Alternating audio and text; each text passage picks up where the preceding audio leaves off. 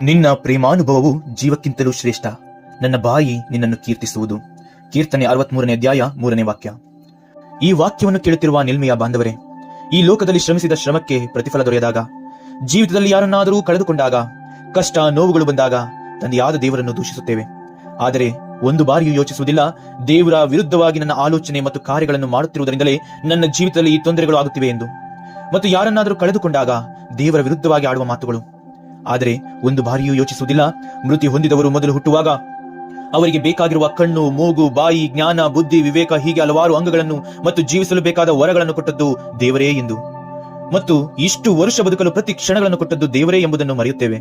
ಈ ಲೋಕದಲ್ಲಿ ಹುಟ್ಟಿದ ಪ್ರತಿಯೊಬ್ಬರೂ ಸಾಯಲೇಬೇಕು ಎಂಬ ಸತ್ಯವನ್ನು ಅರಿತಿದ್ದರೂ ದೇವರನ್ನು ದೂಷಿಸುತ್ತೇವೆ. ಹಾಗಾಗಿ ವ್ಯರ್ಥತ್ವಗಳನ್ನು ಬಿಟ್ಟು ನಮಗೆ ದೊರೆತಿರುವ ಈ ಕ್ಷಣ, ಈ ದೇಹ, ಉಸಿರು, ಪರಿಸರ, ಸುತ್ತಲಿನ ವ್ಯಕ್ತಿತ್ವಗಳು ಎಲ್ಲವನ್ನೂ ದೇವರು ತಮ್ಮ ಪ್ರೀತಿಯ ಮೂಲಕ ನಮಗೆ ಕೊಟ್ಟಿದ್ದಾರೆ ಎಂದು ನೆನೆದು ಅವರನ್ನು ಕೀರ್ತಿಸುತ್ತಾ, ಸ್ತುತಿಸುತ್ತಾ, ಆರಾಧಿಸುತ್ತಾ